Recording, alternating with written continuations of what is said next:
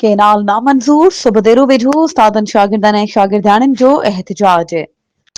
सुबुदेरो वेझो high school मड जे उस्तादनि शागिर्दनि ऐं शागिर्दियाणियुनि पारां केनाल मंसूबे खिलाफ एहतिजाजी मुज़ाहिरो कयो वियो। एहतिजाज कंदड़नि स्कूल खां टावर चौक ताईं रैली कढी, जिते हुननि सख्त नारेबाज़ी कंदे सिंधु दरिया खे सुकाइण जी साज़िश खे नाकाम बणाइण जो अज़म वर्जायो।